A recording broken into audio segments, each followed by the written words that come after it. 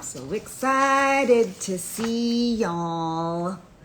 Oh, hi. Oh, so many people from Europe. I miss you guys. We're about to do an amazing Instagram live with one of my favorite people in the world. So I'm going to give a couple minutes to let everybody join. Hi, Ross. Oh, Serena's playing right now. She playing right now? You know, I'm obsessed with my friend Serena Williams. Oh, there's Jay. And she's playing in the U.S. Open right now. And I'm really, you know what? We're going to meditate for her to win. Can we do that, Jay? Let's see. I'm going to invite my dear friend. Oh my gosh, we already have 5,000 people. This is crazy. This is going to be such a fun. Hey, Hi. how's it going? We're matching, by the way. and I feel terrible that you're missing Serena for this. So I'm like, okay, I heard what you said. We have to meditate for Serena to win. I'm going to meditate that she's focused and calm. I love forgot it. to put my, hold on, let me pause on, right? Sure. Hi, Jay. Where are you? I'm in LA. I'm at home. Oh my gosh. You guys, I can't believe we have almost 9,000 people already. I know, it's amazing. It's awesome. I love doing stuff together. It's always so fun. You joined us on the podcast. We did a meditation together when lockdown started, which is amazing. No. Oh my gosh. These aren't working. But can I just tell you, Jay and I share a favorite author, which is Malcolm Gladwell. Your conversation, that podcast with him was so good. It felt like you guys were best friends. Had you known him? No, so we'd never met or spoken before. And I felt the same way. We had such a fun conversation and really got along. And now I have to go out for dinner with him when I head over to his area. We'll all go for a 3-way dinner. I think we should go together. Gosh. That'll be amazing when he's in LA, hopefully. That'll be so awesome. But yeah, no, he's best author of all time. I said it to him on the podcast. I was like, you're my favorite author of all time. You know why? Because you and I, we both don't read a lot of fiction. I don't read fiction. No. I read your book. I read and he's an anthropologist. He studies humans and human behavior and then puts it together in a way that's just digestible. Which I love. You know, you're like, okay, absolutely. I get the lesson in this. But, oh my God, Jay, you wrote a book. You're so sweet. You've been supporting this book from when it just existed on a laptop. So I'm so grateful that you finally have the real thing in your home and in your hands. I'm so excited. For everybody, I mean, everybody must know Jay, but if you don't know Jay, he's the social media superstar. He's host of the #1 podcast On Purpose. I highly recommend it. It's one of my favorite podcasts. He has an amazing guests on there and your conversations with them, but everything from like Dennis Rodman to a neuro brain guy. Like, it's so great. And you can get, so much wisdom from so many of these people.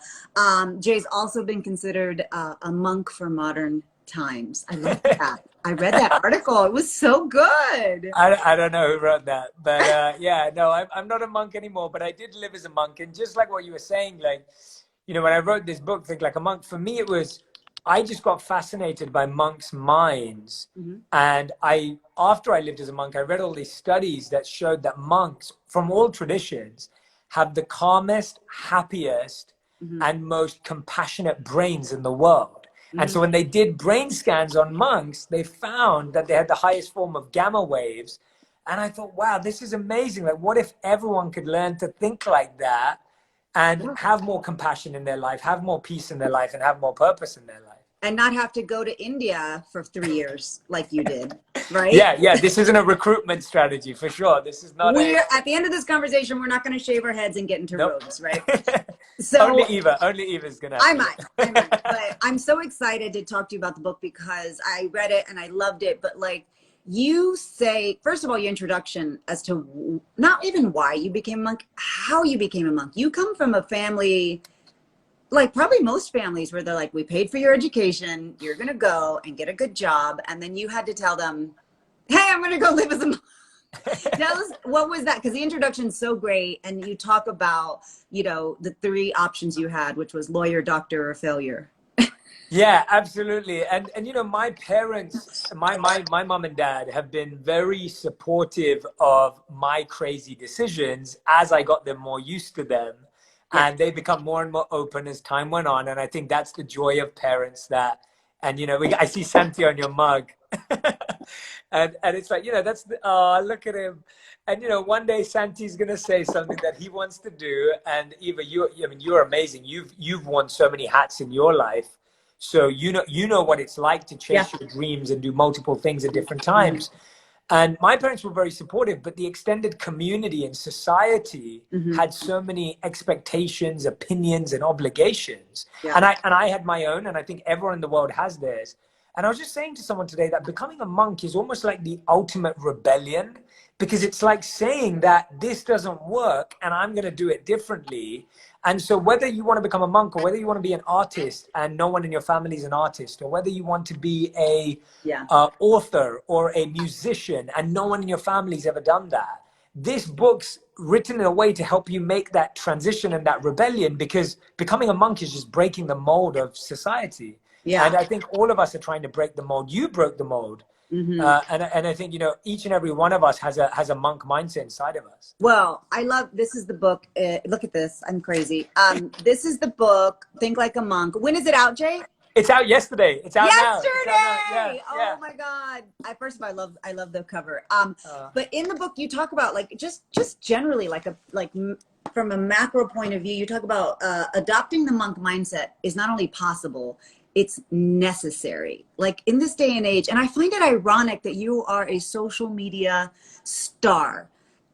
It's like, how do you reconcile that? I mean, I think it's because your goal was to make spirituality viral, right? Like, it's walk us through the reason why you wanted to write the book and make this for everybody to have. Yeah, so when I went and learned all these principles living as a monk, and I always describe those 3 years like monk school. And then the last 7 years since I left in 2013, and we're in 2020 now. And so the last 7 years has been like the exam. So it's almost like everything I learned in school, I've been testing it every year. And now I felt like, oh, so much of it worked. And I want to share the parts of it that worked. And when we talk about social media, to be honest, Eva, the truth is that I was trying to do this in so many ways, whether it was speeches, whether it was I was coaching people, I was working with people directly, I was trying to pitch it to media companies. But when I started out trying to share these messages, no one really cared, like no one was interested. Yeah. And so I just used social media as a tool. It wasn't that I knew it or I knew that it would work or anything. Yeah. I just didn't have any other options left. And so that's kind of where I got to in life, where I was like, no one really cares about what I'm talking about. So the only option I have is to try and use social media because it's free for everyone and you can create what you like. And I'm so grateful that everyone's responded with so much love. So, well, that just kind of gives you an idea of the thirst that people have for wisdom. And you know, you say it in the book, like you went through this journey so that we could learn from it. I really feel like that was your purpose. There's so many amazing chapters. There's like a purpose and intention and negativity and fear. And I remember, I feel like one of my favorite chapters was the intention, because you talk about like, there's different motivations for why you do things. It could be because of fear, you're scared to fail, so you're going to go do it, or love, or was it a desire or duty. And I find like your intention for writing this book was so pure. Like it was just like, I have to tell people about the monk perspective and how that wisdom that you learned is like thousands of years old and hasn't changed.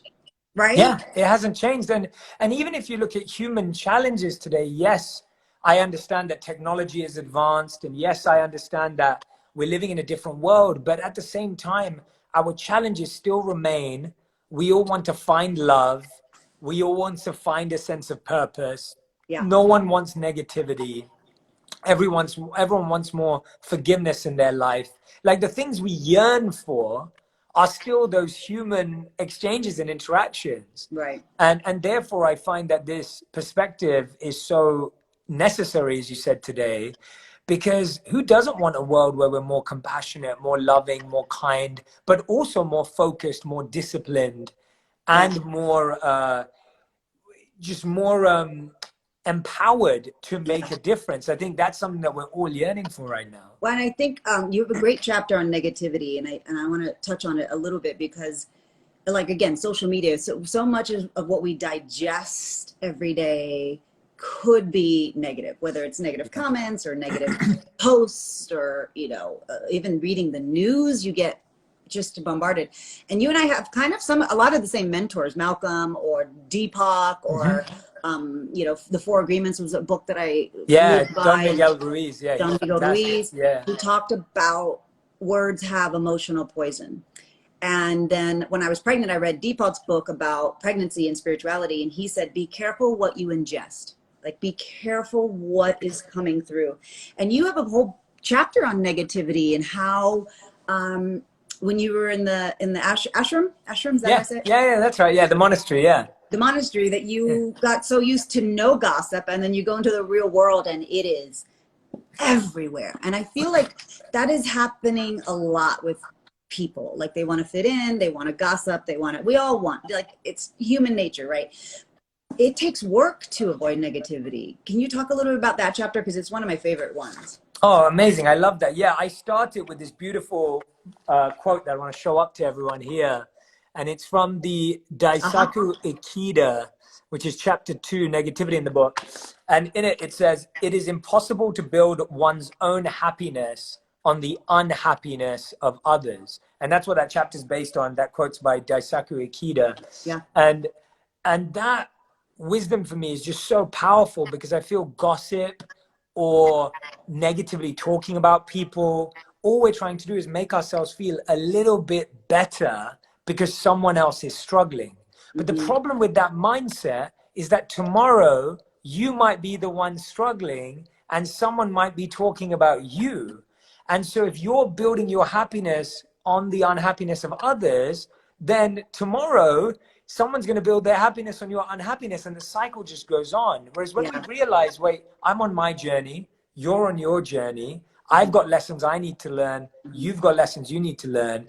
And actually, one of the stories in there, Eva, that I think I don't know if you like this story, but I love it. It's a old parable and a Zen story of the evil king who comes to meet the good king. Yeah. And so the evil king comes to meet the good king. I won't give away the whole story. But the point is that so many of the times we project our own insecurities and our own pains onto people around us. And that's a really harsh reality, but it's the only way to start avoiding this negative spiral. When you start talking bad about someone, it just keeps going and going and going. Well, but that ties in, all the chapters tie in together, but that ties into your identity chapter, right? And so I feel like, well, you said, this is a quote from Identity. It's like, our self-image is tied up in how we think others see us. But most of our efforts at self-improvement are really just trying to meet that imagined ideal. So most of our efforts to be a better person or whatever isn't even for yourself.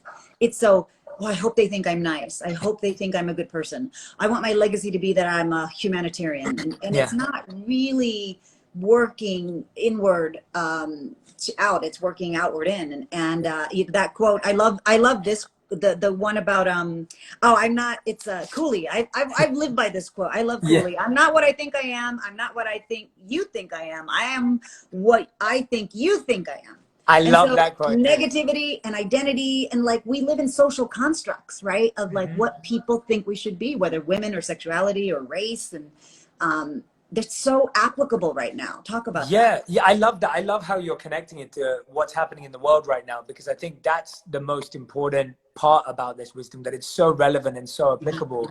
And yeah, I think the challenge is that we've all built up boxes, and we try and put people into boxes to understand them. And the mind does that to make life easier, but actually it makes life harder, because people are more diverse and people are more than the box and the label you put them in. And people want to be seen as more, and but because since we were young, we were told to, it was almost like stand in line, you have to fit in. And then all of a sudden, as you grow up, it's all about standing out, right? No one wants to fit in when they grow up. But when you're young, you're told to fit in. And so I find that a lot of what's needed is personal stillness and silence and space to actually go, well, what do I believe in? Who do I want to be for myself? And let me think about how to best express that rather than getting tied up in the noise. And I think this is something we have to do daily. It's not something you do once and then you're done with it. Like I have to do this every day. My life is so different now to what it used to be. And I'm challenged with this every day. And so we're always a work in progress. And you can't just say, okay, I'm done with that. I figured out who I am now. Yeah. And, I think last time I was on the podcast with you, I was telling you about this child rearing podcast. I listened to a podcast with a child psychologist about how to raise her. It's called Raising Good Humans by Dr. Eliza. And she said, for toddlers, you have to meet them where they're at, right? Like if they're screaming because they want the toy, play with them with that toy and meet them where they're at. And I thought, that's for everybody. That's not for toddlers. That's for people, right? Like I've met some people who are just rude and angry. And I go, wow, I don't know what has made them to be in this space, but that's where they're at. Right. Yes. So I'm going to accept that that's where that person's at. And then another time that person's not in that space. And absolutely. Or not as evolved. And so I feel like identity has a lot to do with that. Like some people just haven't figured it out yet. And that's okay. Totally. And I love what you're saying, because we've all come from such different backgrounds. And so what was normal in your culture may be totally abnormal in mine, and what's not. And I think that's the part that we almost need to open up our minds to, which is that compassion and non-judgment part of like, let me really understand what this person's saying. And even if I disagree with them right now, let me at least understand it fully. I think sometimes we don't know the line between disagreement and understanding. Well, and I think if you can even tie that to what is happening right now in our country, the United States, but like in the world of tying to the ego chapter, right? I quote, but like we have such an ego about those boxes, whether it's political parties or whether it's race or whatever it is, and it's so separating to us. So how could the monk mindset help us right now not do that? Don't judge people by the box you put them in your mind, I think we have to strip away the boxes and see people as humans. And we really have to see people and understand their background, understand why they made decisions. And why do we not do this? Because it's hard work. Because we want to be lazy. The mind wants the easy route, the shortcut, the fast way out, to be like, oh, I saw you do that. Okay, you're not a good person. Oh, I saw you do that. You're a bad person. And the point is, no one's inherently good or bad. We have Nelson Mandela talk about that. Nelson Mandela would say that, if people can be taught to hate, then they can be educated for love. And, it's like that we're taught to hate, right? We're trained to hate. And I think that that's what the ego does so much, is that it makes you feel safe by hating someone else, rather than looking into yourself and trying to understand. So I really believe that the more we can listen to conversations where you just understand someone's humanity, not even their ideas, not their thinking, not their thought leadership, but just who they are as a human. And I've been doing that. I've interviewed some people lately on the podcast, and Dennis Rodman's a good example, and so many others who, I like basketball, but I don't know that much. I'm a soccer fan, and I'm a big football fan, and I don't know that much about basketball. So when I sat down with Dennis Rodman, my fascination is not basketball. My fascination is humanity. What makes him him? Correct, exactly. And I feel like if we can train ourselves, and that's the monk mindset. The monk mindset looks at everyone without their labels, without their ideologies, and just looks at the humanity inside that person. And when you start there, then you can really have a conversation that penetrates someone's heart. You could do a whole book about ego. I mean, I think it's such a big word. You had a great podcast with Jada Pinkett Smith. Yeah. She really articulated it so great. And she was talking about the martyr victim like she was like, I thought I didn't have an ego because I was so, I was the victim. How could I have an ego? And it was like the same thing. Like, so Yeah. it shows up, it manifests in different ways. Yeah. I People remember should, that. I remember her saying that from that conversation. She was, we were talking about how the ego either makes you think you're the best or it makes you think you're the worst. And so it's like, I have the worst life. I have it worst. I have the worst career, the worst family, the worst partner. Like, it's like my situation is the worst. And that's, again, the ego's competing to be the worst. And so just as the ego competes to be the best, the reverse, the false ego competes to be the worst. And the truth is that all of us, I think Robin Roberts said this, and she said, if we threw all of our problems into a pile and we looked at them, we'd grab ours right back. And it's, Robin, and I just thought that's such a unique perspective that, if you actually looked at everyone's problems in the same place, you'd just be like, oh yeah, like mine are actually probably a bit better than a lot of people's problems. And I think that's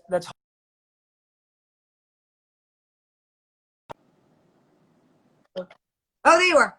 Oh God, you froze. I've lost. Oh, I lost you. Yeah, we both lost each other. We're back. We're back. Okay. Oh no.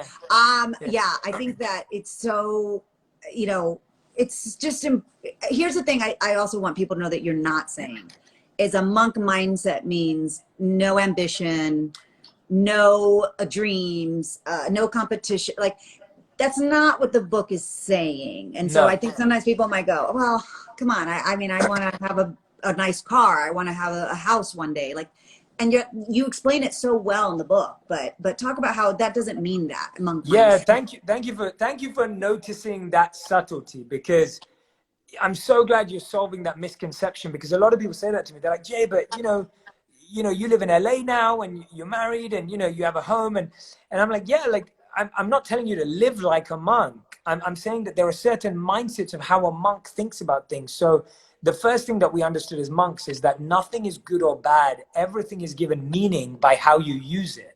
So if I take, for example, this microphone that I have here, it's like, this is the microphone we recorded our podcast on, and the microphone's not good or bad. It's given meaning by how I use it. I could either stand here and say really hateful, hurtful things towards people, or we could be asking questions about humanity and compassion and love.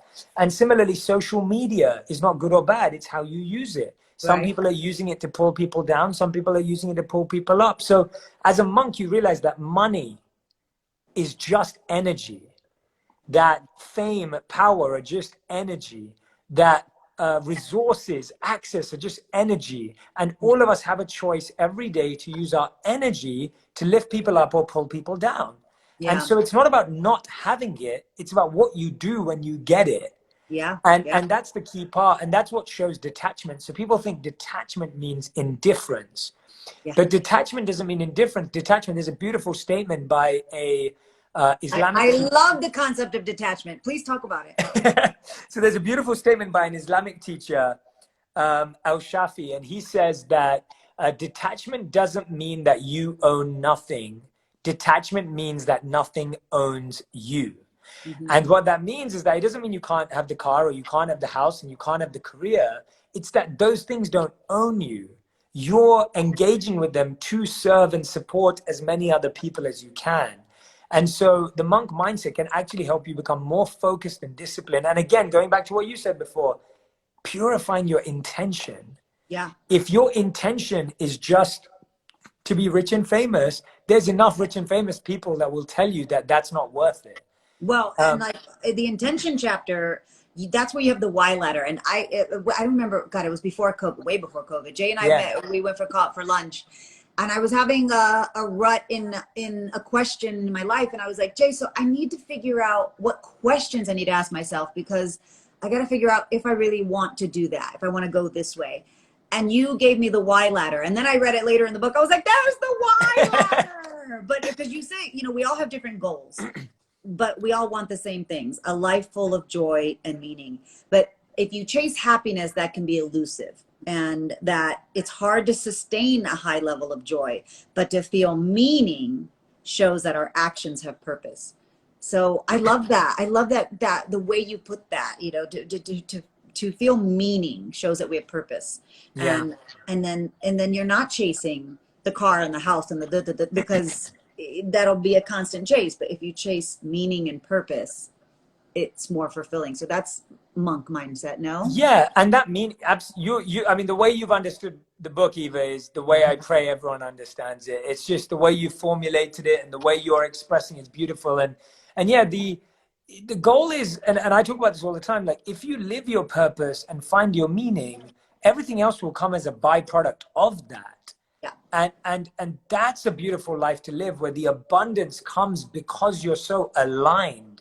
And it's when we're out of alignment that we're chasing something that isn't there. And I can express this for my own self. Like, you know, if you get everything out of alignment, you won't be satisfied. But when you have everything in alignment, it feels really beautiful to have. And so, yeah, I'm not encouraging anyone to not be successful, to not go after their goals. Actually, I want to help you get there in a way that you can keep it. Yeah. That's the difference in the monk mindset. The monk mindset doesn't teach you how to get to your goals. It tells you how to keep success and keep joy when you've got there.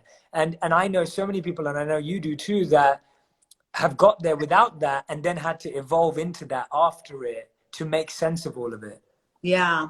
Well, okay, I'm going to ask you one more question because there's too much to talk about. But because I want us to do, we're going to do a meditation after this. Yeah. So, but I get like, what is the one thing people can do today that can help them have a monk mindset? Like, what is the one thing that, I mean, there's 100 things, but what's the first step, I guess? What's the first step anyone can take? So I'm going to give everyone a really easy one. Okay. And it's because this is how we would start our days every day. And so a monk starts their day with gratitude to the earth, gratitude to their teachers and mentors, gratitude to the divine, gratitude to God. And so I want you today, everyone, not just to feel gratitude, not just to experience it, but I want you to express something. Now, here's the key about expressing gratitude. Scientifically and spiritually, it only works when it's done in this way. So even name two of your friends. They don't have to be real. You can give me imaginary names if you don't want to give me real names. Ross and Maria. Okay, we'll take Ross and Maria. If Ross and Maria are real, here's my disclaimer. None of this reflects who they are in real life. I do not know Ross and Maria. So let's say, Eva, you throw a party. Once this is all over, you throw a party at your home. Everyone comes, your close friends come. Hopefully I'm invited. And Ross and Maria come. And the next day, they both message you. Ross messages you in typical Ross style. And he goes, thanks, Eva. Had a great time. That's it. And then Maria messages you and she goes, Eva, you're amazing. I loved it yesterday. Your family is so beautiful and the food was incredible. And oh my God, the games were so much fun. I needed this in my life. I'm so glad you're in my life. Okay. Now, when you get those, Eva's a very grateful person. So you're grateful for both of them. But which one fills you with more joy? Mm-hmm. Right. The Maria one. Obviously, right. Maria. And unless anyone's being awkward, it's Maria that fills you with more joy. Now, why is that? So scientifically and spiritually, when our gratitude is specific, when our gratitude is detailed, not only do we feel more joy giving it, but the other person feels more joy receiving it. Mm-hmm. So when you're saying thank you to someone, tell them why you're thankful to them. Be really clear about it. Because when you think about that, you go, oh, wow, if that person did that for me, they must really love me. And then the person who's receiving it thinks, wow, if that person thought about that, they must really love me. And all of a sudden, you've got this beautiful human bond. And we started like that. You know, we got to know each other very quickly. Yeah. And we had a mutual friend, Mona and Huda, that knew we would get along. Mona, who I love so much, and Huda, who I love so much. And so it's just when you start that way and you express gratitude, it changes your life. So that's the simplest thing. Yeah, personalized gratitude. There's so many meditations. The other thing I think is meditation, and that's, I mean, you talk about it, but like people think it's hard, right? And it's like, it's so hard, and it shouldn't be hard. The point is it should be effortless. And so I know what do you meditate for 2 hours a day? Yeah, about that. Yeah, 1.5 to 2 hours now. Yeah. Oh my gosh. I've been slacking, going down to 1.5 sometimes. I'm like, oh, because you're busy launching the book. That's why. Yeah. Well, you guys, it's available yesterday. So Think Like a Monk. It's so great. I just love it. There's so many gems in here that you guys are going to go, oh my gosh. I love when a book really just, you know, opens something up in you that you go, oh, that's what I've been trying to articulate and never have been able to. And you do it so many times. And I thank you for going on a journey to be a monk so that we have you now today, your podcast on purpose, and it, with now your book, and just access as a friend to me. Thank you so much for everything. Your videos are just, I can't tell you how many people send me one of your videos from Instagram going, oh my gosh, you got to check this out. And I go, well, I already saw it. Because I follow Jay, but they go, oh my God, in case you needed to hear this today, in case you needed to see this today. I'm just thankful that you are, that you exist. No, I'm thankful to you. I'm so thankful that we connected. I'm so grateful we became friends. I'm still gutted that I've never met Santi yet, so I'm slightly internally a bit mad at you. But every time I see videos of him, I fall more in love with him. So no, you're such a... Oh, go on. People love Santi. Yeah, he's the best. He's the best. And no, I'm so grateful to you, Eva. Thank you for your continued love and support. I don't take it for granted, and No. I just love the soul and energy you are. And you're such a powerhouse. You're just such a powerhouse. You're so deep, but then you go so far and wide to make a change in the world. And that's you're living this. You're living everything that's in the book. So thank you for giving people an example. It's work, and it's just it's so rewarding. It's so rewarding. But you know, there's so many. I'm so curious, and I devour all of these lessons from many people, and I'm so glad that you're going to now be one of those people I get to digest every day. So do you want to do a 5-minute meditation? If you have time. If you don't, we don't have I to. do. Oh, okay, fine. Yeah, I absolutely do. Yeah. So we'll do a meditation. I'm using a 3-hour crystal. We're not doing 3 hours, we're doing 5 minutes. But I'm using a YouTube sound from a YouTube page called Healing Vibrations. They're beautiful if anyone wants to use it afterwards. And this is a 432 hertz, 3-hour crystal singing bowl healing sound. So if you go onto their channel, Healing Vibrations, they have so many beautiful soundtracks to meditate on and sleep to and everything. So check them out. I don't know who they are. I just love them. And so I've been telling everyone about them. But they're really, really brilliant. And we're going to use one of their sounds today. So we're all going to close our eyes, everyone. Just close your eyes. And Eva, just give me a thumbs up when you hear this sound. Great. So I just want everyone to find a place of calm, balance, ease, stillness, and peace. Whenever your mind wanders, just gently and softly bring it back to calm, balance, ease, stillness, and peace.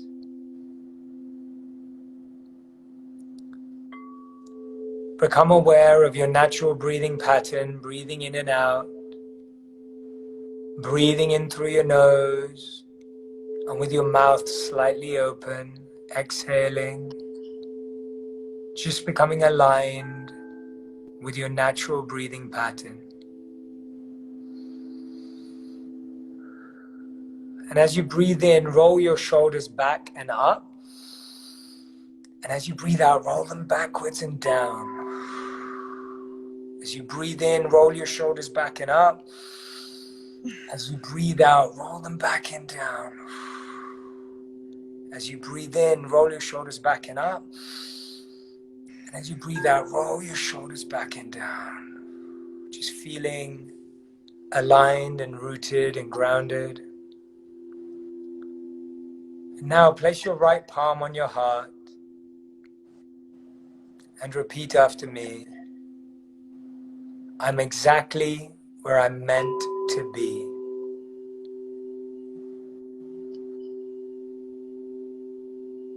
So you can say to yourself, I'm exactly where I'm meant to be.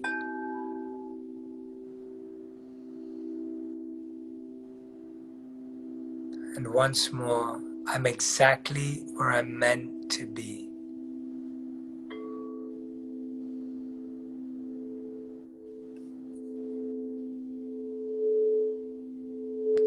allowing yourself to be present with your mind and body, reminding yourself that you're not ahead or behind, that all the power exists right now, here with you.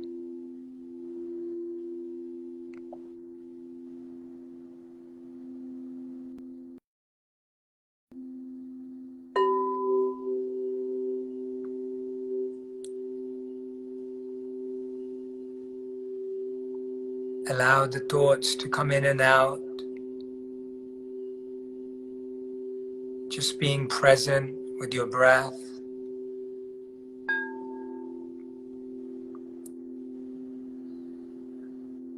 Place your palms upward on your knees, your palms facing upwards. And as you breathe in, clench your palms. And as you breathe out, extend them out. Extend your fingers. Breathe in and clench your palms. And breathe out and extend your fingers. Breathe in and clench your palms. And breathe out and extend your fingers. We're going to do that 3 more times. But this time, when you exhale, I want you to feel like you're letting go of any negative stress or tension-filled energy. And as you breathe in, you're breathing in uplifting, empowering energy. So breathe in, positive uplifting energy, and breathe out. Really exhaling and letting go. Breathe in and breathe out. And breathe in powerful uplifting energy. And breathe out any negative tension-filled energy.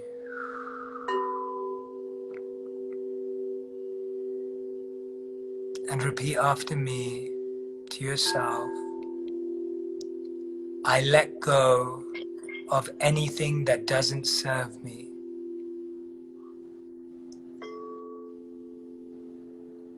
And when you're ready, in your own time, at your own pace, you can gently and softly open your eyes.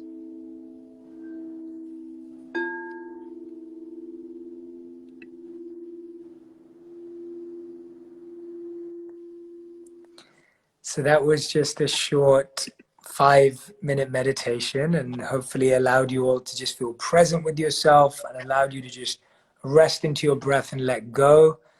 And just doing that for 5 minutes a day allows you to just really feel that you're present with your body, not rushing around in your head or your mind, and also recognizing that you can train yourself to let go. So hopefully that helped Eva, and I hope everyone watching that helped too. Oh my gosh, I love it. I love it. I love meditation so much. I love journaling. I love all of it. But you do make a point about meditation, about it's like anything else. The more you dedicate to it, the better it works. If you want to learn a language, you don't do it 5 minutes a day. You're going to do a little longer. And if you want to meet somebody and spend time with them, you don't say just 5 minutes a day. So try to build upon it, right? Absolutely. Yeah. This was amazing, Eva. Thank you so much. Thank I'm so you, grateful. Jay. Thank you for letting me ask you a million questions about this. I still have a million more conversations I could have with you. I am so happy that this poured out of you. And I know it was a lot of work. So it's available now. Go and order it. It's amazing. And don't forget to go to Jay's podcast, On Purpose. It has, if you're struggling with any topic, you just go through the episodes and you go, that one. That's what I do. I just go like, what do I need today? And then I go, oh my God. I can't wait to have you back on. We've got some really exciting guests coming up too. So I'm really looking forward to your feedback. I love getting your feedback on the podcast. It means the world to me. So thank you. I know. I always text you and I'm like, okay, tell me about. You can always ask me about everyone. Yeah. We've got to figure out a dinner together. We're both friends with Deepak, so we need to go and do that dinner. And then Malcolm as well. We've got to go do that one. That one I'll work on. I'm so happy Malcolm said he was working on another book, because he had said he wasn't going to do anymore. And I was like, what? Yeah. I know. But so excited about Think Like a Monk. And thank you everyone who stayed with us. My gosh, I everybody know. stayed with us. And we're going to repost this. So if you guys missed the Yes. beginning or the end, Jay and I will both post it on our social media channons. Yeah, perfect. Thank you, Eva. You're the best. Many And thank you, blessings to everybody Thank you. who is on right now. Gros bisous, un beso, everybody. Thank you so much. Thank you, Jay. Thank you, everyone. Thank you so much. And give my love to Santi and Pepe as well. Take care. I will. Yeah, thank you, guys. See you later. Bye. Bye.